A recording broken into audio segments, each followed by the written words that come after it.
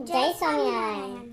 મહંત સ્વામી મહારાજે 20 ડિસેમ્બર 2018માં મુંબઈમાં કહ્યું હતું, ખબરદાર થઈને એકાદશી કરવી.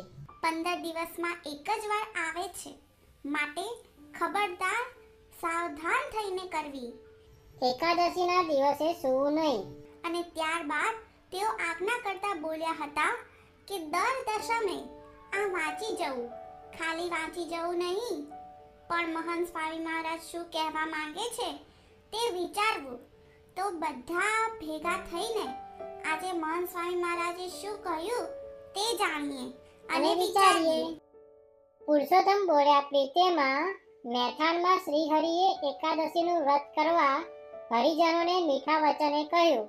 એકાદશીનું વ્રત કરવું, બધી એકાદશીને દિવસે ફરાળ ન કરવો, તે ઉત્તમ વ્રત છે.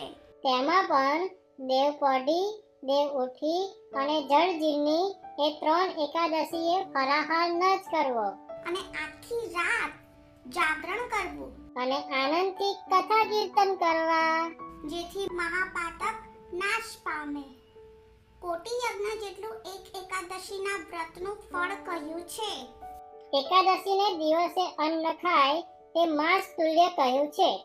વળી ભગવાને કહ્યું છે કે એકાદશીને દિવસે અજાણતા પણ અન્ન ખાય છે તે મને છાતીમાં બાણ મારે છે. એકાદશીના દિવસે કાચા અન્નનો પણ સ્પર્શ ન કરવો. જે રોગે કરીને પરવશ હોય તેને એક વખત ફરાળ ખાવું અને અશક્ત હોય તેને મોટી એકાદશી સિવાય બીજી એકાદશીમાં ફરાહાર ન કરવો. ધોરાજીમાં શ્રીહરિ કહે છે, અમારા ગુરુ રામાનંદ સ્વામી એકાદશી વ્રતને મુખ્યપણે માનતા. ત્યાગીઓની જેમ ગૃહસ્થોએ પણ કંઈક ને કંઈક તપ વ્રત કરવા જોઈએ.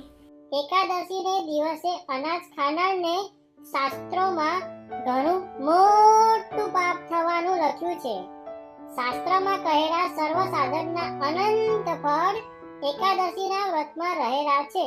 વર્ષની બધી એકાદશીઓ જે કરે તે ભગવાનના ધામમાં જાય છે.